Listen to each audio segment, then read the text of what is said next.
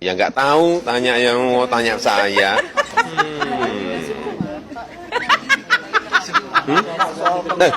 Sebentar, itu anunya. Kan kalau Anda yang koruptor itu ya? Iya.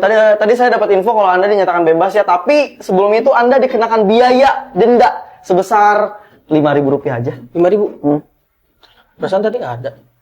Oh, ini. Untung tadi nggak jadi beli cilok. Nih Pak. Terima kasih.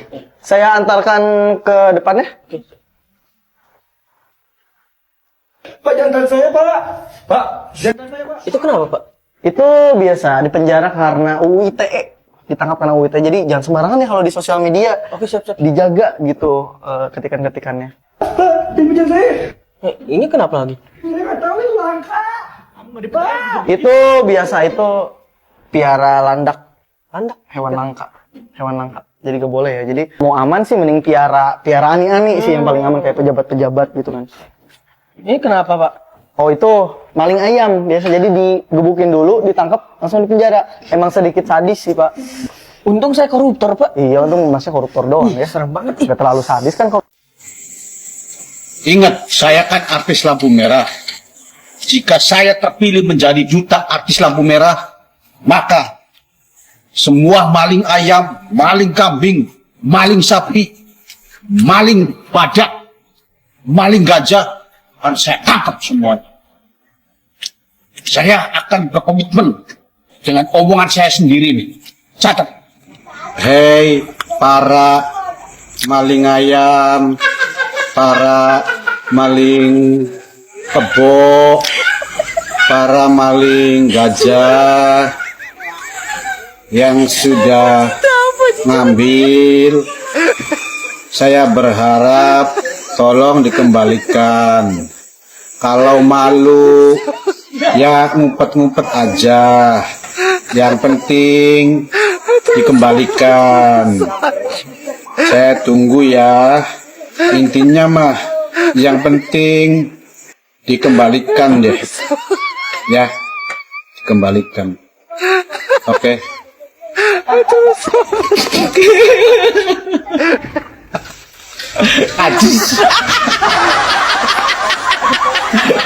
Yap, sepertinya benar bahwa pemimpin yang tidak mempunyai harga diri di mata rakyatnya sendiri adalah pemimpin Konoha, yaitu Pak Mulyono dan juga Pak Prabowo. Kemarin-kemarin hanya Pak Mulyono, Pak Prabowo tidak pernah diledekin separah ini. Tetapi begitu menjadi presiden dan tidak pernah lepas dari genggaman Pak Mulyono, maka otomatis netizen tak henti membuat ledekan-ledekan buat Pak Prabowo. Ditambah lagi kebijakannya yang semakin ngawur, semakin memberatkan rakyat, ya tentu Pak Prabowo dinilai sama saja dengan Pak Mulyono. Dan pada akhirnya dibuat malu seperti ini, seperti yang ada di video awal tadi, diparodikan, bahkan dianggap sebagai pemimpin yang omon-omon semata dan hanya pro terhadap koruptor dan menindas rakyat Indonesia. Nah sahabat-sahabat, untuk itu tanpa berlama-lama langsung saja kita lanjut dulu videonya seperti apa, dan semoga sahabat-sahabat terhibur dengan apa yang saya sajikan. Yang terjadi di PJ Gubernur dari Jepang. belum tahu, tidak tahu. Soal pik ya. Nah, kira-kira yang sudah mengangkat Bapak ini jadi PJ Gubernur itu siapa? Jono lah. Kok jawabnya nggak tahu? Jangan bilang kalau ini penyakit menular dari presiden sebelumnya. Sudah, tapi belum. Nah ini dia orangnya. Pak, bagaimana? Pak. Sudah, tapi belum. Oh, maksudnya sudah korupsi tapi belum disangka begitu Pak. Menang karena faktor partai coklat, Pak. Tanggapannya seperti apa, Pak? Assalamualaikum. Ngapain kalian wartawan nanya-nanya sama orang ini? Ya, dari dulu pun dia nggak pernah tahu apa-apa. Makanya selalu jawabannya, ya nggak tahu, kok tanya saya. Ya Kalian tanya lagi. Aku aja bosan dengar jawabannya. Assalamualaikum. Kalian kalau mau nyolong jangan tanggung. Nyolong cuman HP, motor. Uangnya nggak seberapa, tapi resikonya besar. Tuh kayak si Muiz, 300 triliun. Diponis hukuman cuma 6 tahun 5 bulan. Kalau bisa lebih dari 300 triliun. Siapa tahu bebas dari hukum. Malah diberi salam. Salam Indonesia cemas. Di mana-mana mah rakyat yang jadi beban negara. Kalau di Konoha mah lain, negara yang malah jadi beban rakyat. Ya gimana yang enggak? Kita yang mestinya dimanjain sama fasilitas dan disejahterain pemerintahnya. Yang ada malah ketambahan beban hidupnya makin banyak. Yang terbaru kita ini dipalak 12%. Kok dipalak? Dipajak 12% maksudnya. Maaf, gue suka tipe. Ya gue tahu pajak itu kalau penggunaannya benar, bikin rakyatnya sejahtera. Mestinya, seyogianya, idealnya. Kalau duit pajaknya dari kita, oleh kita, dan untuk kita, mending deh. Kalau penyerapan pajaknya dioptimalin, mending. Jadi kita nggak berat buat bayar pajak. Yang bikin rakyat berat buat bayar kan karena korupnya.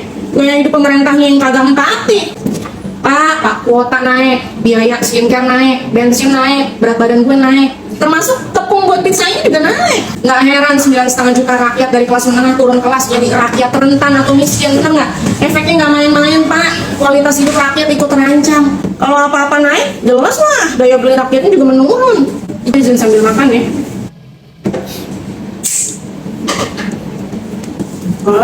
Meski katanya bahan pokok kagak naik, tapi kan bensin naik.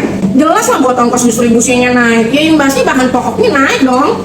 Akhirnya duit yang seuprit itu cuma buat memenuhi kebutuhan primer doang. Dampaknya penyerapan barang-barang industri ya bakal berkurang.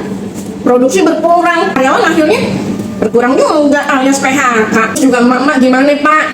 Mama mah udah sumuk saban hari di rumah mulu. Cuma ada jatah jalan-jalan sesekali sebulan. Masa mesti nggak jalan-jalan sama sekali sih? Ngelola uang bulanan juga makin susah Pak. Moro-moro bisa nabung, dana darurat, dana pensiun segala macem pret. Apalagi kepikiran beli rumah keong nih.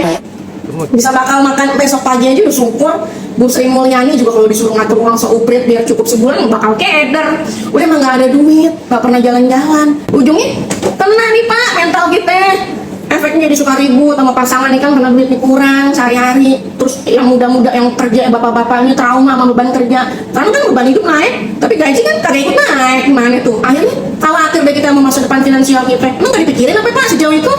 Ya udah dari gua mah semangat kerjanya buat kita semua. Ingat ada negara yang mesti kita biayain. Capek ngomong mulu mending makan ini aja. Pokoknya tenang aja, nanti kalau ayah udah gajian, pokoknya nanti kita jalan-jalan ke Bali, ya kan? Kita ke toko emas. Pokoknya kita belanja semaunya lah, sepuasnya, ya enggak? Buat saat ini kita nggak bisa kemana-mana dulu karena gajiannya harus kita tabung. Karena semua biaya-biaya mahal, sembako mahal, pajak naik, ya kan? Jadi sekarang kita harus mengencangkan. Oke gas.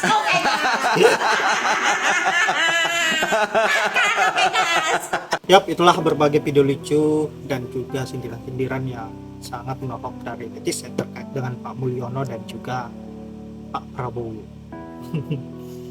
Saya kira semakin kesini netizen ini semakin berani menyampaikan suatu hal yang kaitan dengan kebutuhan rakyat Indonesia. Tentunya inilah yang membuat para netizen berani karena menyangkut dengan kebutuhan rakyat, bukan kebutuhan suatu kelompok. Seperti kelompoknya Mulyono yang rakus terhadap perusahaan. Nah, sahabat-sahabat, saya kira Mimin tidak berlama-lama dan semoga apa yang Mimin sajikan bisa membuat sahabat-sahabat terhibur dan juga ada manfaatnya.